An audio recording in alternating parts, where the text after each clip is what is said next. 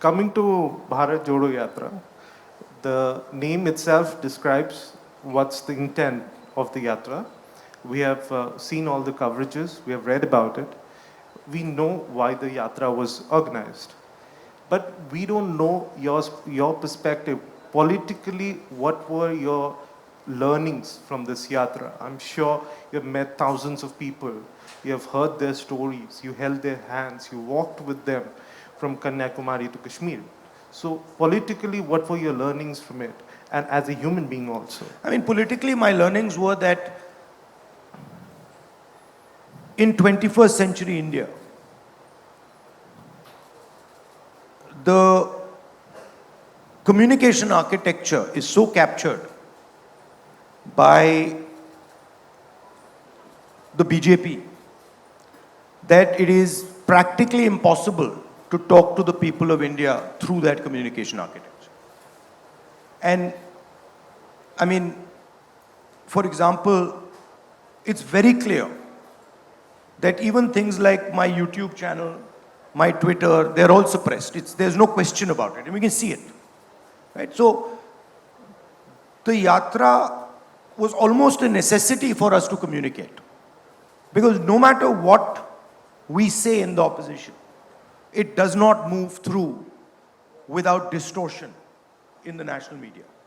And so for me, the big learning was old style communication, going and meeting people, which frankly Gandhiji pioneered in India in the modern era. Others pioneered it, in the older times, and you have examples all over the world, all over India. That still works. And what was beautiful to me was that no matter how much energy the BJP put, no matter how much the media tried to distort, it didn't work because there was a direct connection. And for every story that the BJP media was trying to put in, there were thousands and thousands of videos coming from people which were contradicting that story. So it was almost a reverse capture of the mass media. And this problem is being faced across the world. This problem is not just an Indian problem. It's being faced in many other countries. And when I go there and I speak to them, it's very interesting that pretty much all countries are feeling this type of pressure.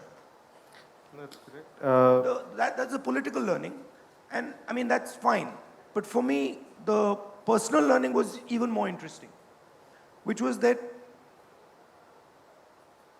where you think your limit lies is nowhere where your limit actually lies. So your limit is much, much further than you can even imagine.